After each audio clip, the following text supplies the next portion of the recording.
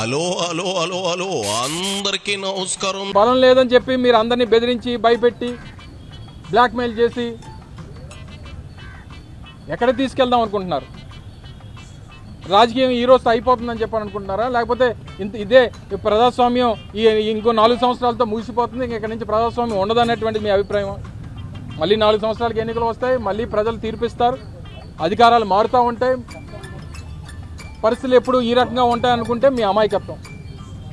పోలీసులు కూడా ఈ కొంతమంది పోలీసు అధికారులు ఈ సినిమాల్లో పనిచేసేటువంటి పోలీసు ఆఫీసర్ లాగా మీరు పనిచేస్తానంటే పరిస్థితులు ఈ రకంగానే ఉండవు అనేటువంటిది గుర్తుపెట్టుకోవాలి.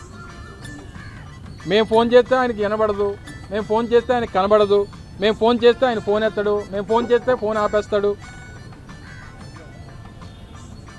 మీ పద్ధతి కానీ మార్చుకోకపోతే పరిస్థితులు ఈ రకంగానే ఉండవు అనేటువంటి విషయాన్ని తెలియజేస్తాం. మీరు చట్టం ఏం చెప్తా చేయండి. లా అండ్ ఆర్డర్ ఏ రకంగా నిలబెట్టాలో అది మీ బాధ్యత.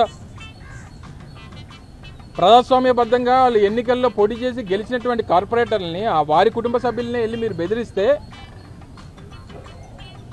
దీన్ని ఏ రకంగా తీసుకెళ్దాం అనుకుంటున్నారు? ఏ రకంగా మీరు ఈ ప్రజాస్వామ్యాన్ని కాపాడాలనేటువంటి మీ అభిప్రాయం? నువ్వే మాట్లాడుతున్నావా? నీకేమైనా అర్థమవుతా ఉందా అమరం? నీ సమరం దేనికోసం? నిజంగా మీ వాళ్ళు ప్రలోభాలకు భయభ్రాంతులకు లొంగని సింగిల్ సింహాలే అయితే ఈ సోదంతా ఎందుకు చెప్పు? పులివెందుల పులి ఆధ్వర్యంలో కార్పొరేటర్లు భయపడటమా?